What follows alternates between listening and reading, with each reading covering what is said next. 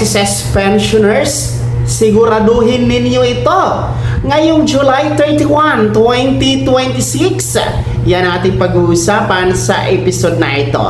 Hello po sa lahat ng mga nanonood, mapa-Facebook ka man o sa YouTube, kumusta? Welcome sa ating talakayan.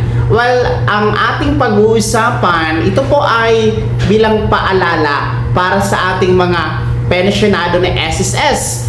Siguraduhin na inyo pong magawa ito bago or on or before matapos ang July 31, 2026.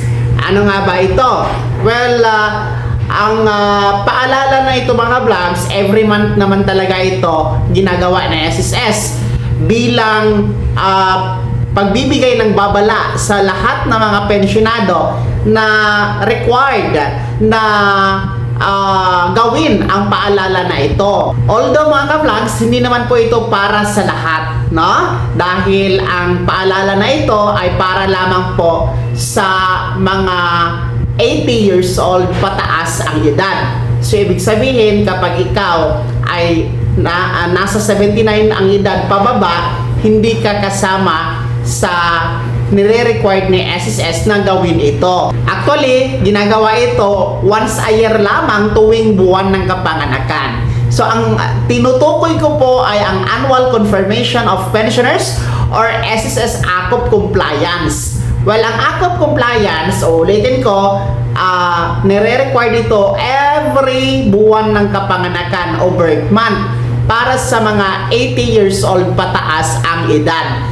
Well, gaya nito, buwan tayo ngayon ng July. So, lahat ng mga magba-birthday ng buwan na ito, anumang petsa mula July 1 hanggang 31, required mag-comply ng AKOP basta ang edad 80 years old pataas. Well, yung mga hindi pa po 80 years old ang edad pataas, kahit na birth month nyo itong July, hindi po kayo required na mag-comply ng AKOP. So, yun yung maliwanag na paliwanag. Well, ayon po ito sa Circular Number 2023-013 ni SSS, yung may subject na Revised Guidelines for Annual Confirmation of Pensioners or SSS AKOP Program. Well, ngayon kasi nasa July 10 na tayo. Ang bilis lang talaga ng mga araw mga vlogs. Halos mga lahati na tayo sa buwan ng July. Kaya, simulan nyo na ang pag-comply ng AKOP, no? Una, pwede kayo mag-walk-in sa pinakamalapit na branch na SSS na nasa inyong lugar, no? Kung malapit lang naman kayo, pwede po yan. Pangalawa, pwede po tayo mag-video conference sa pag-comply ng AKOP. Pero kailangan po tayo mag-online appointment schedule. Gamitin niyo po ang inyong My SSS account para po makapag-online appointment schedule kayo, okay? Then, pangatlo, pwede tayo mag-facial authentication. Mag-login lamang po kayo sa website ni SSS, tapos pindutin ang AKOP compliance button, then sundin po natin ang step-by-step na instruction hanggang matapos ang pagpapa-AKOP through facial authentication. Actually, itong video conference and facial authentication ay mas okay ito na gawin ng ating mga nasa abroad na mga pensyonado na required na magpa-AKOP kasi online lamang ito. No need na, hindi na kailangan na pumila at pumunta sa pinakamalapit na branch ni SSS. So, ang importante talaga, siguraduhin, no, July 31 deadline po yan, ang pag-comply ng SSS AKOP. Well, ano ang mangyayari kapag hindi ginawa o nakalimutan ang pagpapa-AKOP sa buwan na ito ng July?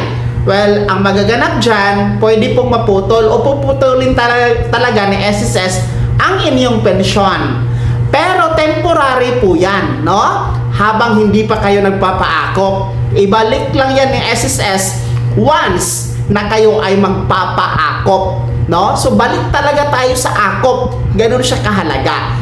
At saka, yung mga naputulan ng pensyon dahil sa hindi pag-comply ng AKOP, huwag kayo mag-alala kasi yung mga buwan na hindi na ibigay, no, ibibigay pa rin nyo ni SSS. Pero, kailangan nyo pa rin magpa-AKOP. Okay? So, dapat talaga siguraduhin ha na mag-comply ng AKOP para ang pensyon tuloy-tuloy, para ang pensyon hindi mapuputol. So reminder ito para sa ating mga birthday celebrant ng month of July 2026. So happy birthday sa inyong lahat! No, sana ay marami pang kaarawan, marami pang pong taon ang darating sa inyong buhay, mga July birthday celebranta. Kaya naman, sino sa inyo dito ha? Ang required na mag-comply ng AKOP ngayong buwan ng July 2026, kumusta? Tapos na ba? O hindi pa? Ibahagi niyo po sa comment section na nasa baba. Maraming salamat sa pagtutok. God bless. Mag-ingat mga ka-vlogs.